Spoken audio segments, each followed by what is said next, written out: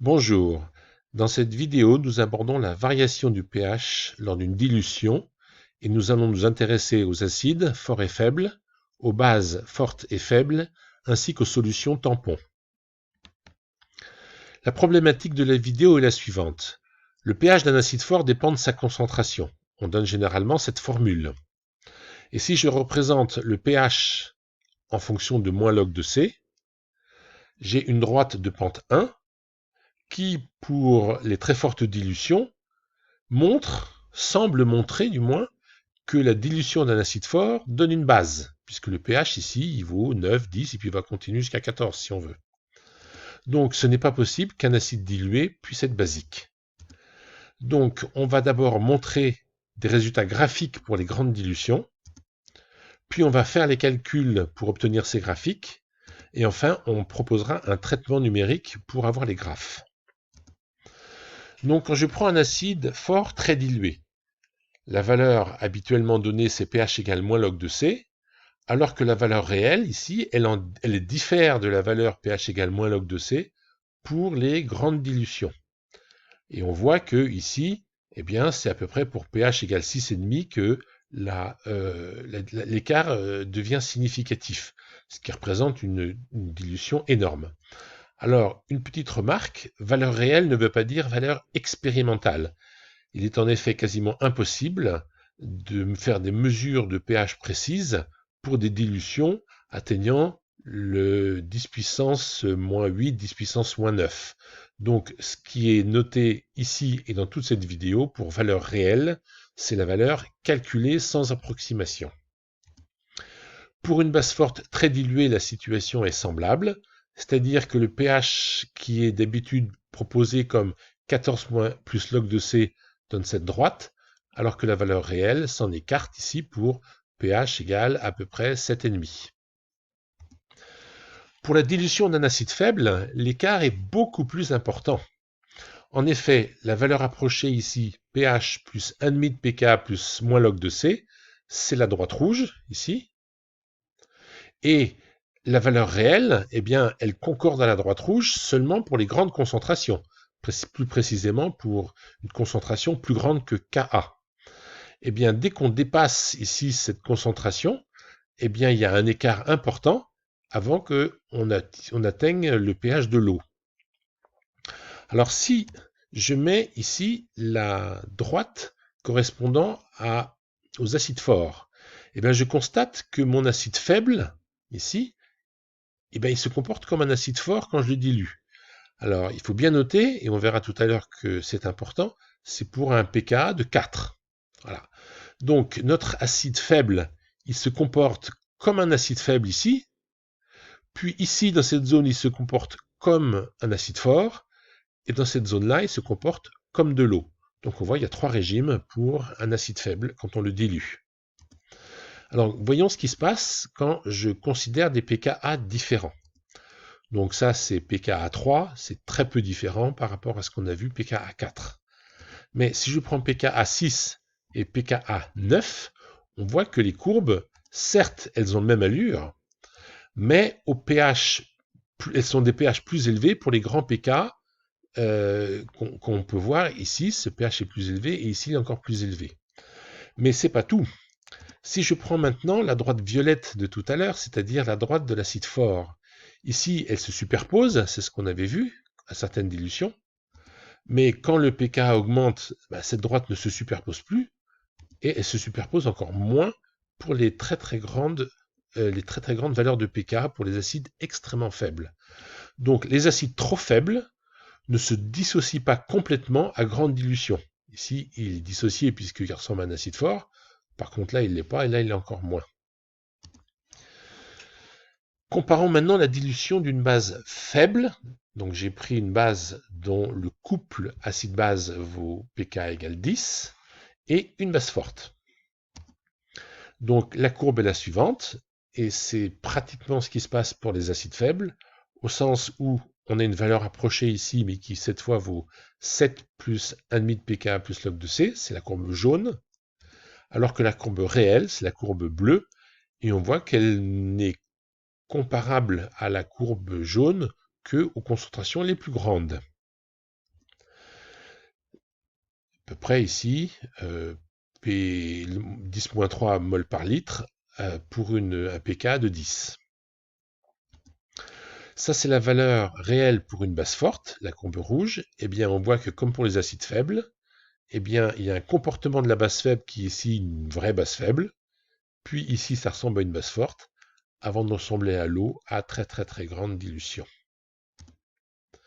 Maintenant, voyons la dilution d'un tampon. Alors, j'ai pris un tampon dont le pK du couple vaut 4, par de l'eau pure. Donc ça, c'est un calcul qui se fait jamais. Je ne l'ai jamais trouvé dans les livres.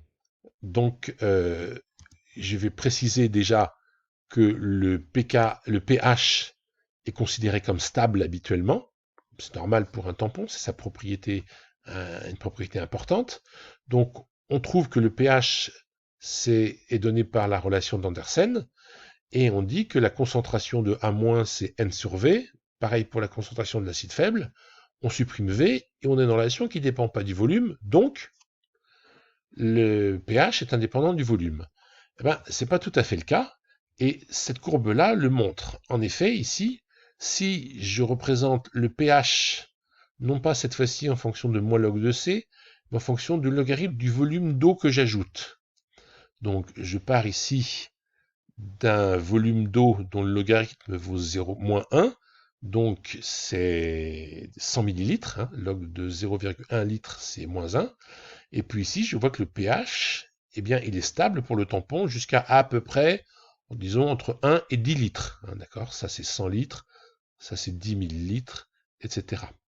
Donc, le pH est certes stable, mais pas indéfiniment, puisqu'ensuite, il s'écarte de la position du tampon, du pH du tampon, pour devenir de l'eau pure ensuite. Alors là, c'est de l'eau pure que je considère et non pas de l'eau distillée. C'est quoi la différence? Eh bien, pour l'eau distillée, contient du dioxyde de carbone dilué, qui est un acide faible, eh bien, le pH de l'eau distillée est autour de 5,5. Eh bien, si j'avais dilué de l'eau distillée, j'aurais eu un tampon qui aurait été moins stable ici, d'une part, et qui serait arrivé à pH 5,5 par la suite. Voyons maintenant les calculs conduisant au graphique. Le calcul classique pour la dilution d'un acide fort est le suivant. On prend un acide fort comme le chlorure d'hydrogène gazeux. Donc à l'état initial, on le met dans de l'eau, il y a N mol d'acide fort et il y a 10-7 mol par litre d'ion H3O+, donc 10-7 mol si je considère 1 litre de solution, et j'ai pas encore de l'ion chlorure. À l'état final, le chlorure d'hydrogène est totalement dissocié, donc il reste 0 en HCl. Et puis ici, j'ai N mol d'ion chlorure, mais ce sont des ions indifférents. Hein. La totalité de l'acide du gaz chlorhydrique ici est devenue Cl-. Et ici, on néglige les 10-7 et on dit il y a N. Et c'est dans ce fait de négliger que réside tout le problème du calcul qui ne marche pas à haute dilution. Donc le pH vaut moins log de H3+, ça c'est vrai, mais ce qui n'est pas vrai, c'est qu'il vaut N sur V pour donner moins log de C. C'est ça qui est incorrect, et c'est ça qu'on va voir maintenant, comment est-ce qu'on fait pour prendre en compte justement la dissociation de l'eau. Alors il faut partir d'une équation qu'on appelle l'électroneutralité, qui indique qu'il y a une concentration identique de charge plus que de charge moins dans l'eau, et dans toute solution. Je pose que la concentration en H3+ égale H, c'est plus pratique pour les calculs, donc OH- c'est Ke sur H, et la concentration en chlorure, ça c'est toujours C. Donc je réduis au même dénominateur, ça me fait une équation du second degré, dont la solution me permet d'avoir H en fonction de C. Ça donne la courbe rouge ici, dont on a vu qu'elle était identique ici au pH d'un acide fort. Et donc pour une base forte, le calcul est le suivant. C'est plus la même équation d'électroneutralité, mais ça revient pratiquement au même. On a un trinôme en H et une solution H égale moins C plus racine de C2 plus 4Ke sur 2 qui donne cette courbe-là. La solution avec un signe moins ici n'est pas acceptable puisqu'elle conduirait à une valeur négative de la concentration en H3O+. Alors, que deviennent ces formules pour les grandes grandes concentrations? C'est-à-dire, ici, on a cette formule qu'on a utilisée pour les grandes dilutions, mais maintenant, qu'est-ce qui se passe si on prend une concentration qui est grande, c'est-à-dire plus grande que 10-7 mol par litre? Alors, on a C au carré qui est grand devant 4KE ici. Donc, on va pouvoir le négliger, ce qui fait, ici, en négligeant 4KE, ce qui fait C plus racine de C2 sur 2, ce qui fait C. Donc, pH égale moins log de C. On retrouve avec cette formule non approchée que à grande concentration, on a bien pH égale moins log de C. Pour la base forte, c'est à peu près le même calcul. On prend une grande concentration, mais on ne peut plus dire que 4KE est négligeable ici devant C2 et l'enlever, parce que ça ferait H qui vaut 0. Donc, comme on ne peut pas faire ça, on sort C au carré de la racine, ce qui fait C ici, et on fait apparaître une forme 1 plus epsilon sous la racine. Un développement limité nous dit que c'est égal à 1 plus epsilon sur 2, et à ce moment-là, les C s'enlèvent, et il me reste H égale KE sur C. Quand je prends le logarithme, ça fait pH égale 14 plus log de C. Cette relation ici est contenue dans cette relation ici, ce qui n'a pas d'approximation. Pour la dilution d'un acide faible, c'est un petit peu plus compliqué parce que, d'une part, on connaît H3O+, et OH-, on peut l'exprimer, mais à moins, il faut le calculer. Donc ça se calcule de façon annexe en considérant la conservation de la matière ici et le Ka de cet acide.